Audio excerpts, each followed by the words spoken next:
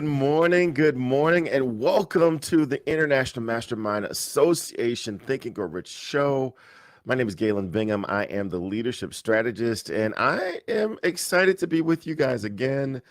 And it's just going to be me. Usually I've got like some co-hosts, but can you believe that Ann McNeil has left the keys to the Cadillac with me? So we're going to ride. We're going to have this thing do what it does. We're going to be talking about the principle of organized planning, the crystallization of desire into action. And this is a really, really important principle. Not only are we going to get into this conversation about the principle, but we're going to have an incredible conversation with someone who is no stranger to the Think and Grow Rich show, Michael Baptiste. This guy is amazing. He is a digital marketer. He is an innovative life and business consultant. He has created two brands.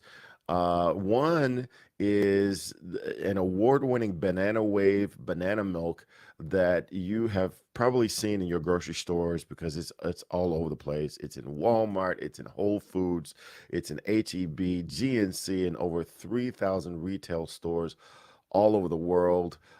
So if you are anywhere, you could you probably have tried, if not, should try that product. And then he's also the founder of the movement High Ticket Freedom, a digital marketing educational platform, which we're going to talk about that as well. Actually, we're going to talk about both of those as we get into organized planning. This dude is like he's it, man. He speaks Spanish, Mandarin, Thai, and he's actually going to be joining us from Thailand. So you can't get much more legit than this conversation that we are about to get into. So, before I bring him on, I want to talk a little bit about this organized planning principle. Because this really is the key to making a lot of things happen. And if you turn to page, I think it's 104, the very, very beginning of the chapter and principle, it talks about certain things that you need to have in place even before you can leverage organized planning. And it says one of the first things you got to do is you've got to ally yourself with a group of as many people as you deem necessary for the creation and carrying out of your plan. Before you form a mastermind alliance or start calling yourself a mastermind, you got to decide what's the benefit of doing this as part of a group as opposed to doing this on your own. If there's no benefits, then you might want to go ahead and do this on your own, but at least get specific as to why you want to bring these people together, and then arrange to meet as a mastermind at least twice a week or as many times as possible for the purpose of carrying out your plan. But then from then on, the focus is about how do you maintain perfect harmony between yourself and each member of the mastermind group. That's that's what Napoleon Hill says that you've got to do even before you get into this organized planning. So we're gonna start talking about with Michael how he leverages or how he's leveraged organized planning to do all the amazing things that we've already shared with. We got folks joining already in the chat, so definitely make sure that you're joining us in the chat. I see Rashida Francis is already here. Doretha Dennis, thank you for always being here and joining us. Dr. Raquel, I always see you here in the chat, so thank you for joining us this morning as well. Diane Kingflowers, and then Renita Gordon. We got our regular troopers here with us. You've got time. Make sure that you are logged in to join us live on YouTube. Not only that, make sure you subscribe and that you hit that little bell so that every time we get ready to go live, you are aware and you can be with us, because that's how you can leave comments with us. You can actually be part of the conversation, ask our guests questions there on YouTube. But make sure you subscribe and do one other thing. Copy the link. So Doretha, Dr. Raquel, Renita, everyone, copy the link to the YouTube channel and send that to at least two other people, because each week we come on and we talk about these principles that Napoleon Hill captured in 1937.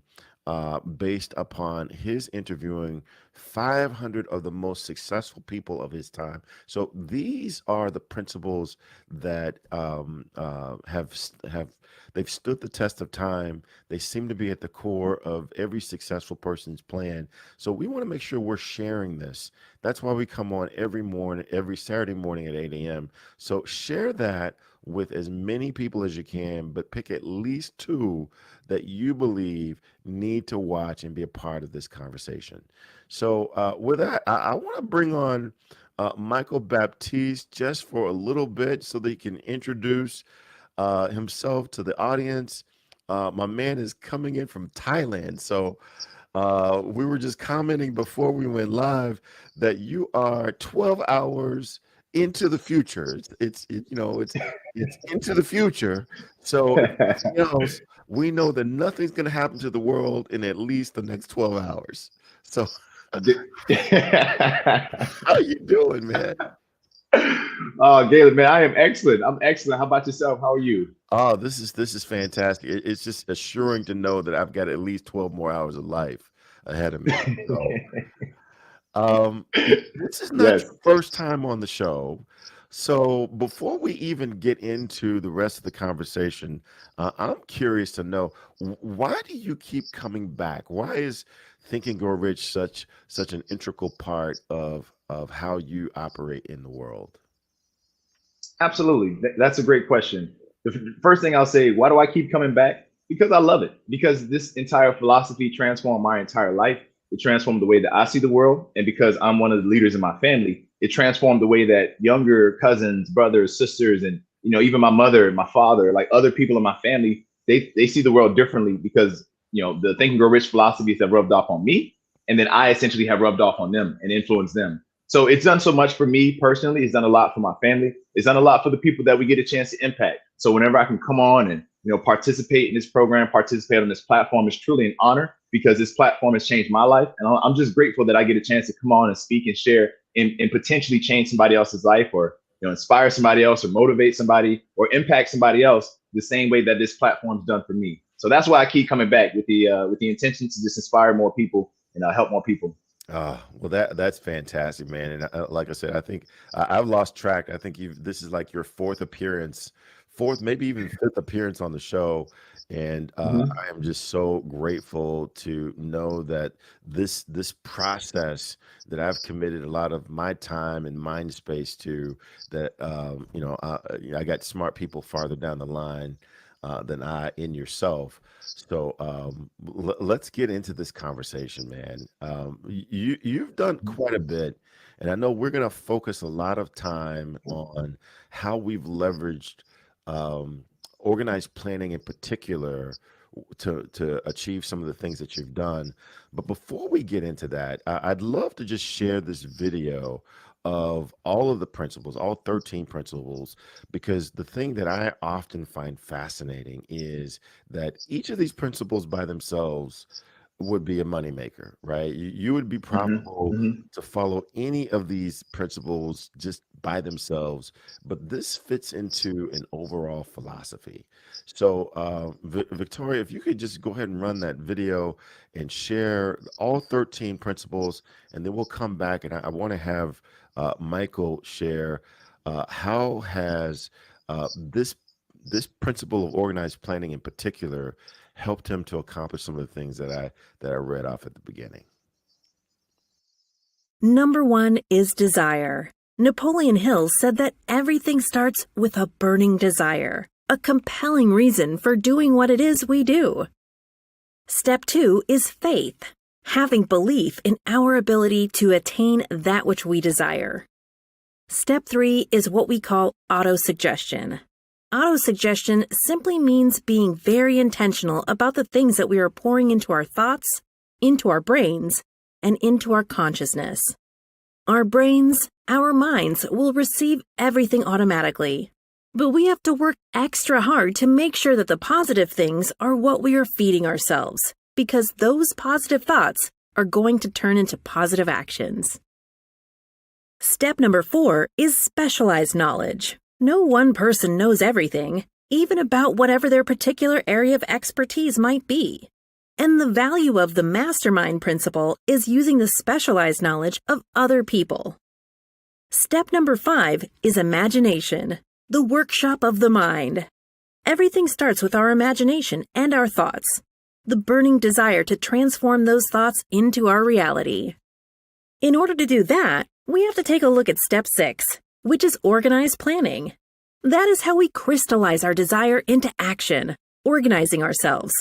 Having the thought and not acting on the thought isn't going to get us anywhere. We have the thought, we go through the organized planning to transform that thought into action. Step number 7 is decision. What Napoleon Hill said is the mastery of procrastination. Napoleon Hill said that the antidote to procrastination is simply to make a decision and then move on that decision. Step 8 is persistence. We have to have a sustained effort which is induced by our faith in order to achieve our goals. One of Napoleon Hill's books I love, even the title, 3 Feet from Gold. Those people who became rich during the gold rush in the Wild Wild West days didn't do that because they were necessarily smarter or had better information than anyone else. It's because they stayed just a little bit longer. Sometimes people left when they were just literally 3 feet from gold. So hanging in there, being persistent, is step number 8. Step number 9, the power of the mastermind, the driving force. None of us can accomplish anything on our own. Everybody, I don't care who you are, from the most prominent person to the person who might be considered the lowest on the totem pole, everybody has someone who helped them get to where they are. And the power of the mastermind is being able to use those influences around us, use the thoughts, use the knowledge, use the exploration of other people to help us in achieving our goal. Step number 10, the mystery of sex transmutation. This title can be a little confusing, but essentially what the mystery of sex transmutation means is that we oftentimes in our society think of sex as being purely physical. It is absolutely physical, but what Napoleon Hill teaches us is that sex also has an emotional element, and that sex is the strongest of our desires. That if we can take our sexual energy, transform that into positive, creative influences, it can propel us to new heights. And so we spend quite a bit of time talking about the mystery of step 10, which is sex transmutation. Step number 11 is the subconscious mind, which Napoleon Hill tells us is the connecting leap between our human mind and the infinite intelligence, the source of all thought, the source of all creativity. Conscious mind, we spent some time talking about how we use that through the influence of autosuggestion and what we're feeding into our mind. Step number 12, which is the brain, the broadcasting and receiving station of thought. Final step number 13, the sixth sense, the door to the temple of wisdom. This is the final step through which infinite intelligence may and will communicate voluntarily without any effort from or demands by the individual. The principle is the apex of the philosophy. It can be assimilated, understood, and applied only by first mastering the other 12 principles. Well, there you go. I mean, that's a review of all the principles and as I said earlier, any one of those principles by themselves is a worthwhile conversation. That's what we do every Saturday morning at 8 a.m. Eastern Standard Time, is we talk about each of those principles individually. But the real power is once you've gone through the entire process and you start using them collectively. So if you want to learn more about Think and Grow Rich, first of all, you would do well to get a copy of the book. This is the version of the book that we're all reading, that we're all tracking against. And mine's kind of beat up, and I've got parts that I'm holding together with tape and dog ears and notes and ink all throughout the book, because this is not intended to be a novel that you read once or twice and put on your shelf. It is a reference book. So definitely get a copy of that book and make sure that you join us each Saturday morning at 8 a.m. Eastern. Bring one or two people with you. Share the link just like Renita did on Twitter. Share the link with other people that you believe need to be aware of this process. Also, make sure that you're taking advantage of the opportunity to join Ann McNeil's beta test mastermind group. She is the absolute master at understanding how to leverage this process to make groups better. So we've got a beta test that's currently underway. You can join via that image that you just saw on the screen. We're going to try to drop the link into the chat as well, just so that you can be a part of that process if you are managing groups. So if you have a group and you're concerned about how do I make this group even better? How do I make it more profitable? How do I make it more beneficial for the people involved in the groups? That's going to be the place that you're going to want to go to get better at managing mastermind groups. So, yeah, so we're talking about this a principle of organized planning and why organized planning is so important because we all have ideas and we all have goals for riches and this is where you turn those riches into actual plans. Let's see if our friend is back here. Uh, this is the principle that we leverage to turn our goals, our dreams into actual plans. And so, Michael, I want to come back to you and talk about not only all of these brands that you've built, what's gone into creating those brands, but if we could also have a conversation at some point about how does leadership play a role in your success? But first, how in the world, I'm trying desperately to create one brand. You've already created two. So, how in the world do you leverage thinking grow rich and organized planning to create these brands that you have all over the world? Yes, great question. The first thing I'll say is that I take all of the principles from the book Think and Grow Rich and I go through them one by one. So the first one is starting with the burning desire. In the beginning, we were college students. We didn't have money. Well, I didn't have money, so I wanted money, and I wanted to be in a position where I could live a life that I deserve and that I chose to live. And so that was my desire. It's like, hey, I want to live this specific lifestyle, but I know if I go in that direction, I'm not going to be able to get it. So the only way is going somewhere in this area and then figuring it out.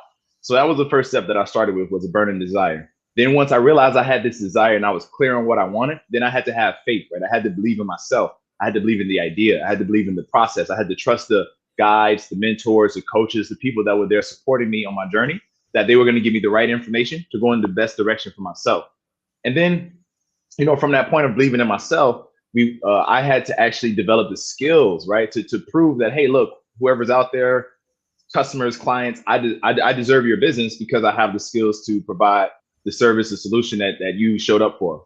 So I had to develop the skills. And for me, that meant I had to learn marketing. I had to learn copywriting. That meant I had to go out and study other successful people, other successful companies. I had to figure this thing out. And then once I got past that phase of developing skills and being able to, knowing that I had something that I could deliver to people, then came the next step of realizing that, hey, I can't do this by myself. I need to be around other people. I need to be around other like-minded, business-minded people. And so what I did was I actually did a seminar teaching other students what I was doing to earn a living online as a college student. And after that seminar, one person showed up and they had this idea called banana milk. And they were like, hey, look, you're the guy that can help us. Like, we love to talk and negotiate and see what we can do. And eventually we struck a partnership as college students. And I walked away with some equity in the business to get it started. And from there, we actually came together and we started masterminding. Now, when we started masterminding, we didn't necessarily use the Ann McNeil's specific form of masterminding because her format is absolutely awesome. And shameless plug for anybody out there, do join Miss Ann McNeil's masterminds. Any one of them can help you change your life. I'm speaking from personal experience of being one of her mastermind members right now, and it is absolutely impacting my life. But just to bring us back on track with the conversation, okay? So we came together and began masterminding, sharing ideas with each other, sharing thoughts with each other. I'm looking at ways we can help each other improve, sharing ways for one another to strengthen our areas of improvement. We did these things for quite some time. And in that process, we also began to do research on how to write a business plan, how to make a business succeed, who are the competitors in our industry. We had to actually sit down and do all this research. And then after several months of doing all this research, gathering all this information, reading article after article, video after video, we had to cut the fat out of all the things we learned, take all the fluff out, and keep the actual meat and potatoes, or keep the fruits and the vegetables, right? Keep the nourishment, so that way we can take this information, package it, put it together into our plan, and then go out there and present that plan to investors to raise the capital to then go out there and execute on the plan. However, we had to organize ourselves and we had to actually plan. Now, the planning didn't take a month. It didn't take 2 or 3. No, it took years. Like, we were organizing for years. When I came on the team, it took maybe about a year and a half of me being on the team, of organizing and helping and researching and putting things together until we finally had our business plan complete. And then we began to enter into business plan pitch competitions. Of course, we had to research this, right? And then we organized that into our planning, right? We organized the budgeting, the finances to travel up to the show and book a hotel, like all of that. We had to do the organized planning. But this is before we even launched the business and we launched the commercial products, right? So once we finally got to the point where we launched the commercial products, then we had to actually execute on the next step of the plan, which was marketing, advertising, getting the word out there, right? Dressing up in banana suits and going out there and marketing in stores. This was a part of our organized plan. And because we stuck to the plan and we just stayed persistent with the plan eventually worked out over the long term. It wasn't easy, okay? However, it was worth it. So I would say that the number one thing with organized planning is that you must be committed to your desire. Whatever your desire is, if you're not committed to it, then no plan will help you. No amount of organization will help you. You must have that burning desire for success. And another thing I'll share is that when you're working that organized plan, if things don't work out exactly like you planned, welcome to life. Okay, you got to keep going. You got to figure something out, try a new way, test something out, go above that challenge, go below it, go around it. Okay, go through it, do whatever you got to do, but just don't stop. Like, if your plan doesn't work, don't stop. In fact, you can go create a brand new plan. Okay, like I'm just trying to share and pass along the gems of persistence, and how with persistence you can succeed. Even if your first plan doesn't work, you can always go back and make another plan. So I hope that was helpful, Galen. But please, what are your thoughts on that? Yeah, I'll tell you. I sense Ann McNeil being in the room, because one of the things that she frequently shares is that it really does come back to desire, right? You've got to have a burning, white hot, burning desire for this thing that you say that you want to do. Because, to your point, the only thing that I know for sure, this is literally the only thing that I know for sure, is that any plan that you create will never be executed exactly the way you created it. So you got to have that persistence that starts with your desire. So I am just so excited to hear you bring that up as being such an integral part of all these amazing things that you've created. Thank One you. of the things I was really excited to hear is the role that leadership has played in the work that you've done. And Napoleon Hill actually details the major attributes of leadership. So I'm going to share what's on page 106. And I want to have you comment as to how did these things come off the pages of this book uh, and into your life as you created these two successful brands. The first is Napoleon Hill says that you have to have unwavering courage. You have to have this courage to step into this space, although you might not have all the answers. Number two, you've got to have self control. I'm curious to know how self control impacted what you had to endure in order to be successful. A keen sense of justice. Number four is definiteness of decision. Number five, definiteness of plans. Number six is the habit of doing more than paid for. And then number seven is a pleasing personality. Number 8, sympathy and understanding. Number 9 is the mastery of detail. We've already heard a little bit of that already. Number 10 is the willingness to assume full responsibility. And number 11 is this idea of cooperation. How have those attributes played a role in the success that you're having with your two brands? Absolutely. So the first one, unwavering courage. This one has definitely been a major factor to my success because there's been so many things that have come up, whether it has been raising capital from investors, whether it's been just registering the LLC, working with the first client, working with the first distributor, building the first website, launching the first online course, or creating a new coaching program. Like all of these things, no matter what I've done in my ventures, I've always had a bit of a nervousness, or sometimes I might feel a bit of a uncertainty or fear, right? Like you just feel that the jitters. It would happen to me before sports games and basketball, not necessarily where I was afraid that, hey, like somebody may, I may die on the court today, but more so like just nervousness of a performance, like nervous that you're going to go perform and how it's going to go.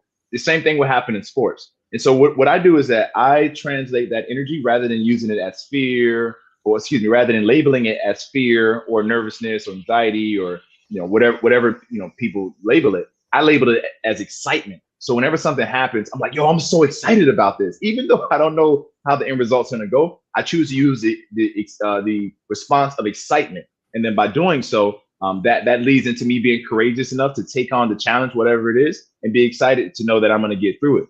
And the other piece of unwavering courage is having a mindset that is so locked in, it's so laser focused on the end result, and everything that you do action wise is focused on directing towards the end result. So having an unwavering courage is really, really important. And for me, it's been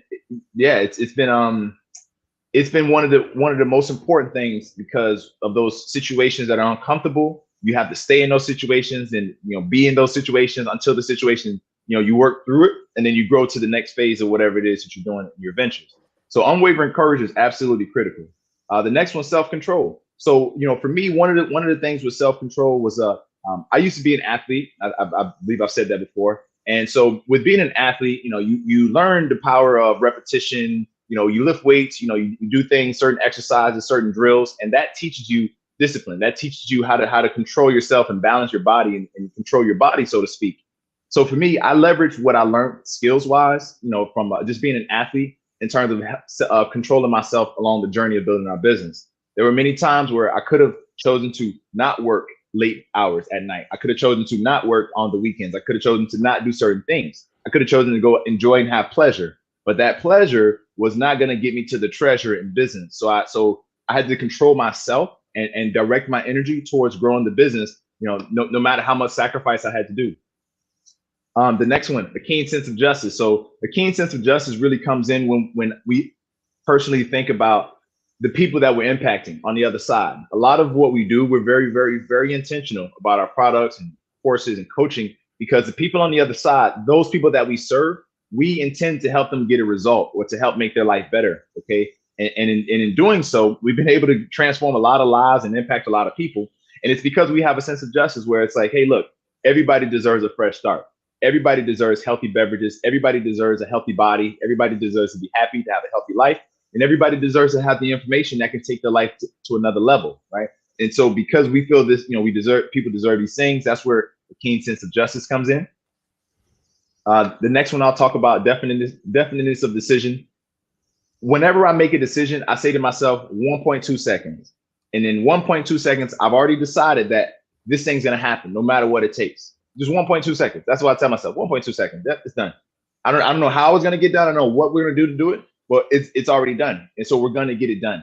So that definiteness of decision is really important. And it's something that I make a habit whenever I go to restaurants, I go to the grocery store, the gas station, to pick something fast and stick with it, rather than going, oh, let me think about it, because that, some people like that. And sometimes I'm like that at certain restaurants with certain foods. But I just make it a habit to just make the decision, stick with it, and follow through with that decision.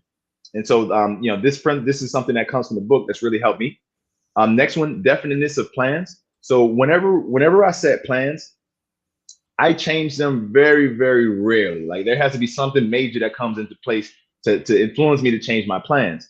This is something that I learned from Henry Ford, where he said that great leaders, when they make a decision, they stick to it, and they rarely change their decisions, you know, after they've made them. So for me, whenever we put a plan together, we just execute the plan and believe in the plan and focus on the outcome and the end result that we desire in our intention, combined with the plan. And if the plan doesn't work, guess what? I just go make a new plan the next time. You know what I mean? It's like basketball. Sometimes you do a pick and roll, but then they'll, head to the screen, they'll come out, right? And then the pick and roll doesn't work. And then you got to run another play in basketball. So it's the same with life, when one plan doesn't work, just try another plan. But whenever you do set that plan, stick to it, see it all the way through. And if it works, great. If it doesn't work, great. Now you got more data to go back and make a better plan. The next one, the habit of doing more than paid for. So I developed I was given a nickname in the early days of our second brand, our online brand with High Ticket Freedom, of calling, Mr. Over Deliver. That's what they called me. And it stuck because I believe that everybody I work with, whatever they pay for, I believe in giving them just a little bit more than they paid for. Whenever people show up to an event or a training with me, I give them exactly what I told them they get, plus a little bit more. Because I learned that this habit of giving a little bit more, over delivering, it actually has a major, major payoff in the long term. So that's how I've been using that one, is just making sure that everything I do, I always give a little bit extra. I always give a little bit more. And that habit of doing more than paid for has definitely it's really paid off. To continue forward, because I know we have a limited time on the show, so I just want to go through these 10. I think this is going to be helpful. These 11. I think it'll be helpful for you if you're looking for inspiration and motivation. Next one is a pleasing personality. So I got a chance to read the book by Dale Carnegie called How to Win Friends and Influence People. It was a really, really great book. Taught me a lot about how to interact and connect with people. And it also taught me how to make my personality better. I would definitely recommend that book. There's another book called Personality Plus. It's a really great book about personalities and learning your personality so you can better interact with other different types of personalities. So I would recommend that to learn more about developing a pleasing personality. Sympathy and understanding. I mean, this goes without saying, like the people that you work with, the people that you serve, if you don't care for people, if you don't have a heart for people, then your leadership is not going to be as effective as it can be. Why? People are the thing that you're leading, right? You're not leading a robot. You know what I'm saying? You're not leading some fish, okay? You're leading other human beings. So in order to connect with them, in order for them to want to lead, to want to follow you, you need to be able to understand what they're going through. You need to be able to relate to them on a deeper level. And having sympathy for them, it's not a bad thing. It's not something that's weak. In fact, sympathy is actually a sign of strength because it shows that you can actually, you can feel the emotions of others, right? You can feel the care for others and extend that care to them in some way, whether it's a word, action, etc. So sympathy and understanding, those are things that are really, really important for leadership. Mastery of detail. So this one right here, it is something that took me some time to really, really apply because I just didn't apply it. Like this wasn't something I grew up learning how to do, which is mastering all the details. But as we got into, writing the business plan, putting things together and just figuring out the finances, getting everything, measured down to the smallest penny, right? And getting every T crossed, every I dotted, that's when I began to see things actually improve. That's when I began to see more things flow.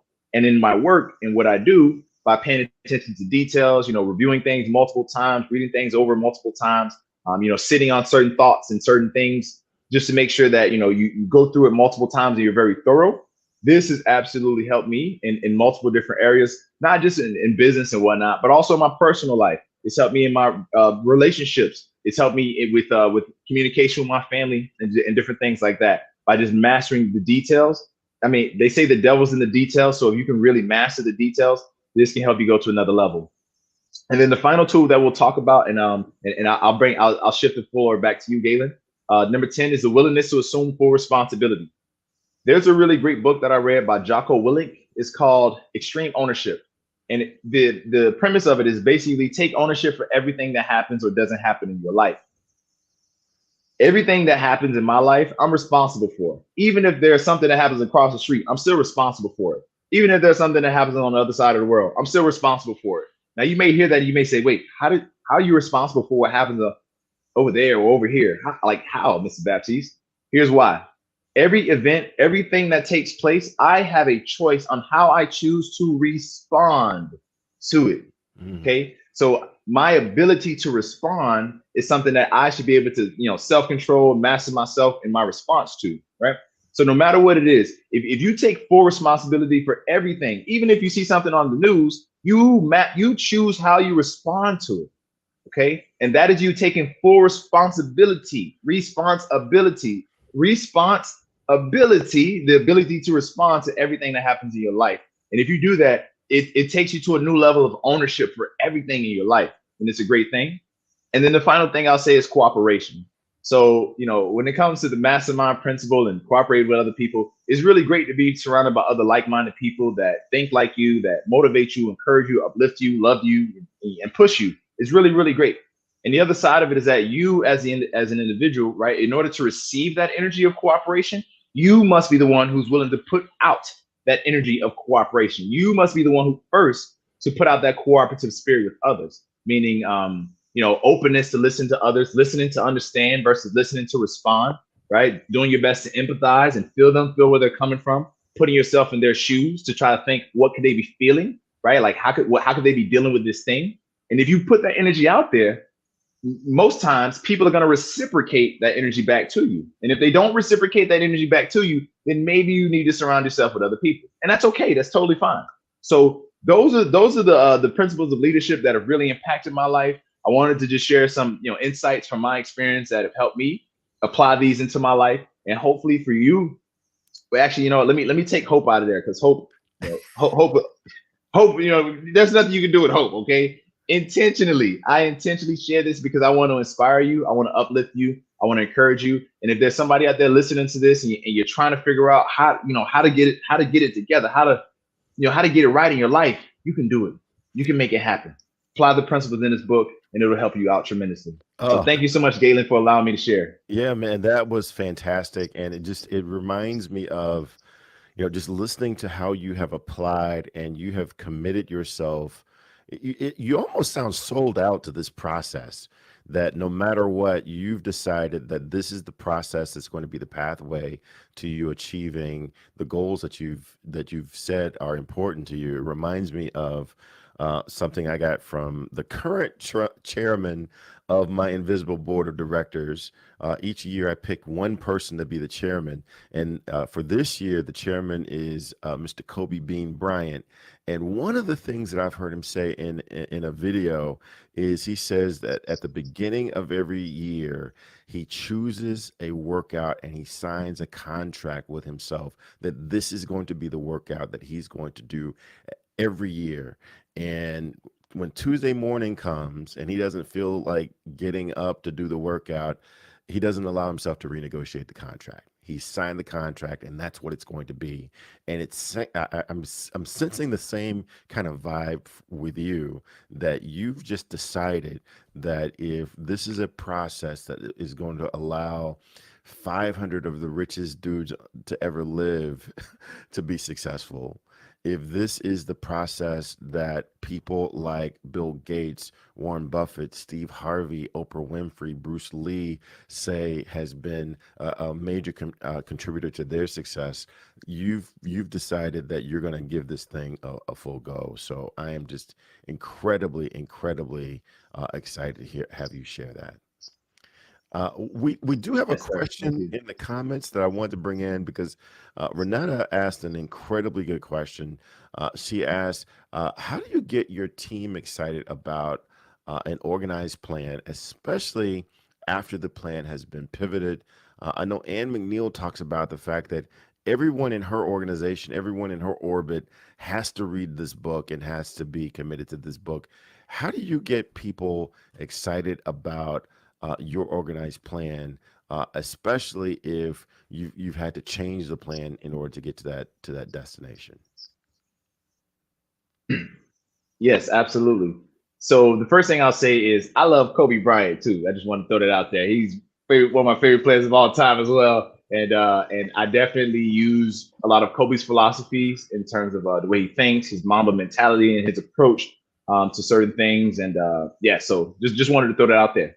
But the other piece that you asked about, how do you get the team excited and about a new plan when the plan has changed or you pivoted the plan? The first thing that I always do is I recognize the fact that whoever's working with me, whoever's on the team with me, right? They are not there because they may not be there because they like me and because I'm a nice guy. They want to hang out and go have a barbecue with me. That's probably not the case. They're probably there for their reasons, right? So what I like to do is that the people I work with and on my team, I like to get to know them. I like to learn about their interests, learn about their family, learn about what do they do on the weekends, outside of work. What do they like to do on their free time? What do they do for fun? I like to actually get into their mind and get a little bit into their life so I can learn more about them. So when it comes time to push them, influence them, help them, right? I know how to speak to them. I know how to touch them. And well, not physically touch because we got we have a big time remote team, but like how to like interact with them, right? How to engage with them, how to how to establish that connection with them so that way they're willing to listen, they're willing to accept my influence and willing to be pushed right in their work and what they do. So keeping this in mind, after I've gotten to know my team members and I know each of them, right? Now I know what motivates them. Now I know what inspires them. Now I know what's going to lift them up.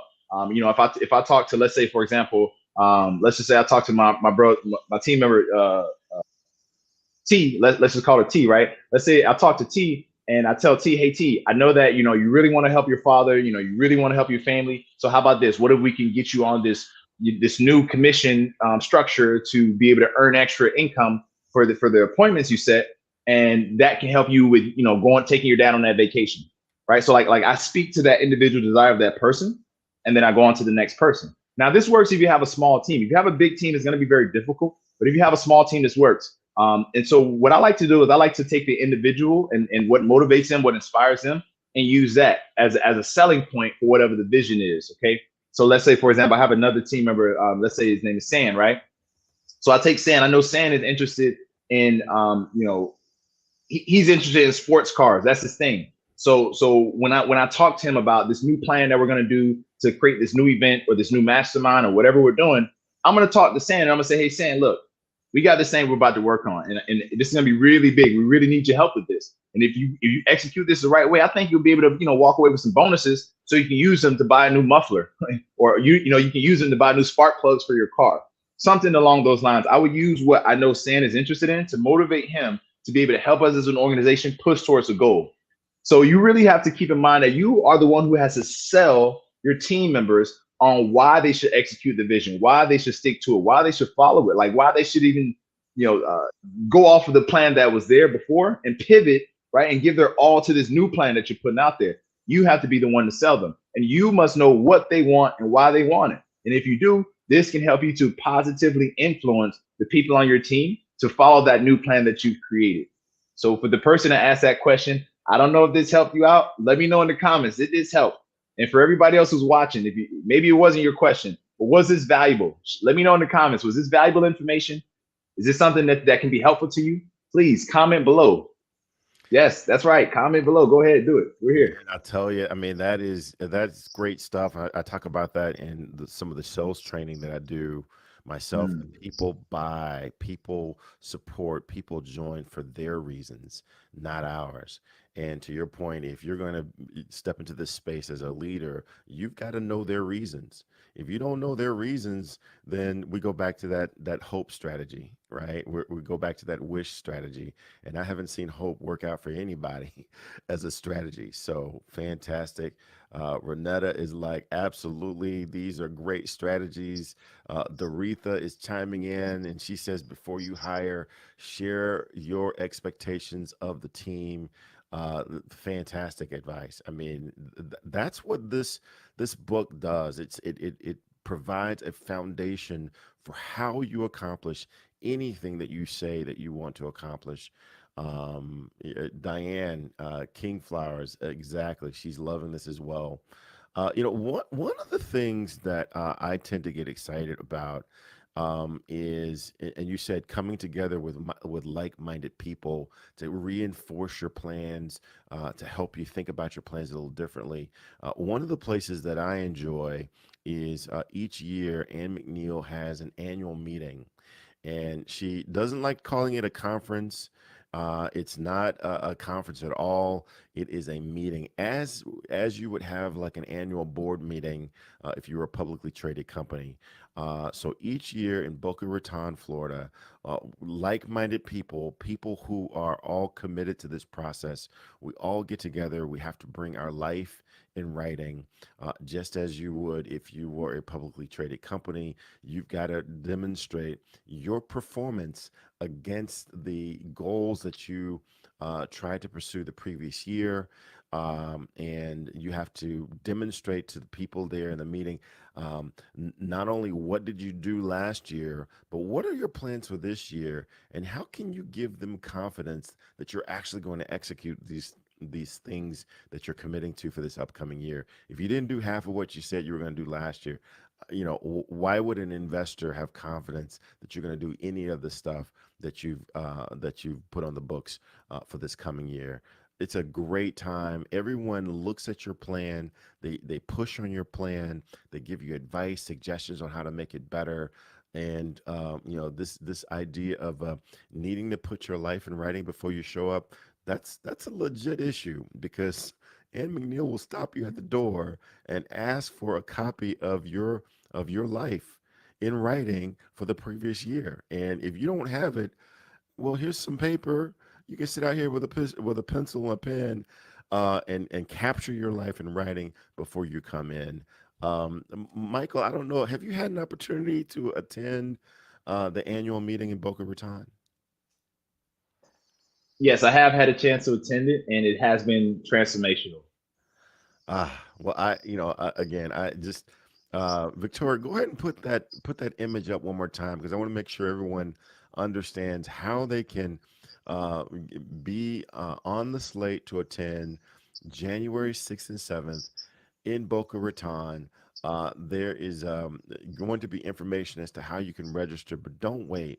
This is one of those things that if you put this off to someday, you are doing yourself a disservice, because this is where you absolutely put some structure behind these things that you say you want to do someday. And Renetta has been there, and Dr. Raquel says she loves inspiring others to empower themselves. That annual meeting is a great place to make plans for doing that. Man, I tell you, this has been an incredible conversation. I can't believe Miss Ann has allowed me to have this one-on-one conversation with you, because you are absolutely embodying what it means to put these principles into action. It's one thing to read the book once or twice and put it on your shelf, but you are literally leveraging this book to achieve your goals. And Yes, sir. again, I'm curious. What are some things that you're working on now that, again, just another expression of these principles moving your life forward? What are some things that you're working on right now? Yes, absolutely. So right now we are working on an upcoming boot camp event where for 3 days we're going to be giving out free information, free training, educating people, inspiring, uplifting, coaching people for free, in combination with giving them some checklists to follow along, as well as a workbook so they can follow along the entire 3 day boot camp. So inside of the boot camp, it'll be, we'll be teaching about how to develop that titanium mindset, energy secrets, as well as cryptocurrency, because this is a trend that is not really a trend. It's actually becoming a yeah, it's transforming everything from finances and blockchain. There's so much going on. So we'll be tapping into that. We'll teach more about high ticket courses, coaching and consulting on the boot camp, and then we'll also teach different strategies related to marketing, automation, sales, so a person can grow their business. So that's an event that we have coming up on June 20th through June 23rd. It's a free event to sign up live, and then we charge for the replays. If you want to get the replay, that'll be $49. So we have that coming up. And this is in combination with a new program. Well, one of our latest programs that we created called the Online Business Activator. And this program, it's unique because it's a combination of 4 different things. Number one, the mindset of a professional athlete, the mindset of, how do you transform your mindset? For those of you who don't know me, I was born to a single mother, teenage mother, while my father was in prison. I was born in the inner city of South Miami, Florida. So I started from very humble beginnings, and I've been able to create some real success. Along that journey, I had to transform myself. I had to transform my identity, the way that I communicate, the way that I think, the way that I operate. I had the desire to change myself, and I did it. So now I'm teaching others how to transform themselves into the version of success they want to become, using not only mindset, the skills that I learned from being a professional athlete, the skills that I learned from Think and Grow Rich, as well as things like epigenetics and how to use that science to create change at a cellular level. The second thing we tap into is how to create digital products, how to create retail products, just like we did with Banana Wave. We also teach how to get them in stores, how to do the shipping, warehousing, all of that greatness, right? And even with the digital products, we teach how to do the copywriting. We provide templates to make it really simple for a person to be able to take their ideas and put them out there, following our proven templates and everything that we've created. So that's the second thing we tap into inside of that program. The third thing we tap into is just the how to build the funnels, how to build the systems, the automation, how to do the marketing, how to sell your products, right? How to get things out there and build a business system that is repeatable, so you can grow a business and scale it to the level that you want to get it to. And then the final thing that we tap into is, it's consciousness, right? Like being like awareness, being aware of who you are, being aware of the fact that you're breathing right now, being aware of the fact that inside of your body, there's well over 50 yeah, it's like 50 trillion red blood cells that are inside of your body. Okay. And these red blood cells all are listening to you.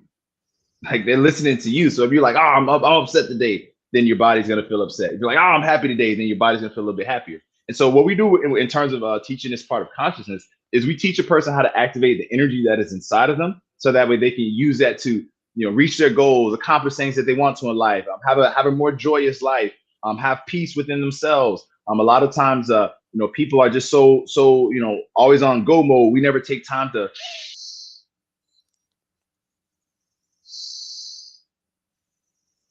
and breathe and be aware that we're present, that we're here, we're now. And so what we do inside of the online business activator class is we combine all of these things into one to help a person transform their life, their mindset, their business, and everything else. And it's a really great program. And we have a very high success rate for our students, because again, this is an innovative platform, and this is all connected. So you can get started with us. Join us for the free boot camp. It's a 3 free day boot camp. Go to obabootcamp.com. You can join there for free. And then in that boot camp, we'll give out free information, free training, and all that greatness. And then we'll share more about our online business activator class later, if you'd like to learn more about that. So thank you. That's what we have coming up. Thank you. Thank you so much for allowing me to share. Wow, I mean, all really, really good stuff. I mean, Yolanda Phillips says that, I agree. She agrees. You must know that individual. You must know yourself. If you don't know yourself, then you're going to be working against yourself, which people do that all the time. We work against ourselves all the time. And boy, you're tapping into things too that I've just recently gotten into. There's a great book by Laura Barrett where she talks about how emotions are made. Emotions aren't just this thing that happens to you. We're actually creating emotions by these decisions that we're making about what meaning we give to the situations around us. So absolutely great work. Um, Boy, oh gosh, what else? This is again, make sure that you check out. We put the link to his program, to the boot camp, there in the chat. Definitely, you owe it to yourself to at least check out that boot camp to see if that's something that you believe is going to have a meaningful impact on your life. This is all about how do we have success on purpose? Now, anyone can have success accidentally, right? You roll out of bed and go to the gas station and ask for a lottery ticket. If it's a winner, you just succeeded accidentally, right? And we won't turn Mhm. those things down. But how do you have success on purpose? This guy, Michael Baptiste, this guy is an example of how you have success on purpose. I want to come back for some final words from you. But for me, this has been an incredible conversation. I've picked up a couple of books here: Personality Plus, Extreme Ownership. I'm definitely going to check those out. And just again, this is the community that we're building where we're sharing secrets to how to navigate this thing called life. My name is Galen Bingham. I am the leadership strategist. I'm a certified executive coach, so I'm trained at how to get you from where you are to where you want to be. There's so many ways you can get a hold of me on social media, but the fun way, the best way, the easiest way is to check out my podcast, Whiskey, Jazz, and Leadership. We're on every podcast platform. This is real talk you can't get anywhere else. I double dog dare you to try us just once. Just finished a conversation with the CEO of the Honey Baked Ham Company, and he shares the principles that he's leveraged to be able to do some of the amazing things that he's doing now. I've got conversations coming up with the global group president of Hanes Innerwear, the former chief marketing officer of Eastman Kodak, the former president of Anheuser-Busch North America, who's now an operating manager for a venture capitalist fund. So check us out anywhere podcasts are available.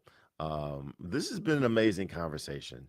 And I'm just so excited to have you in my list of contacts because the more people you can have that are on the same wavelength, it only improves your ability to be positive. Any final words you want to leave our listeners and our audience? Yes, there's two parts that I want to leave for our audience. The first thing is this: the book Think and Grow Rich. It is not a book. It is literally a roadmap to whatever you desire in your life. Take that roadmap, read it, study it, follow it, commit to it, and you will be thanking yourself for doing so. I'm telling you, you will not want to stop reading that book. You will read it for the rest of your life. So please tap into that book, commit to it, and it will do the work as long as you work what's inside of that book. And the final thing I'll say, which is my quote that I always share, and I'll leave you with this to everybody out there. If the dreams that you are dreaming can be accomplished in this lifetime, then you are dreaming too small. And so I challenge you to dream bigger. Yes, you heard me say it. I challenge you, baby. I challenge you to dream bigger. So for everybody out there, dream bigger, baby. I love that. I love that, man. I'm gonna absolutely adopt that principle, that quote. You might hear Galen quoting you at some point.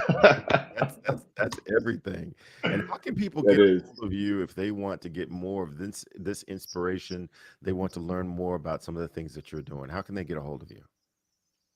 Yes, absolutely. So for those of you who are online, you can actually find us on our website by visiting highticketfreedom.com. Again, that is highticketfreedom.com. You can learn more about our website there and check out everything that we offer. And if you'd like to reach out to me directly, you can send an email to info@highticketfreedom.com. Again, that email is info@highticketfreedom.com. You can reach out to me there. And we also have a free Facebook group. It's called the High Ticket Society. You can come and join our free Facebook group. It's totally free. Come in and check out some of the great content that we share. And those are some ways you can get in touch. And for all other purposes, you definitely can follow us on social media. If you're on Instagram, @Mike_Baptiste. If you're on Facebook, just type in Mr. Michael Baptiste, and you should find me on those platforms. And those are some ways you can follow and connect with me after the show.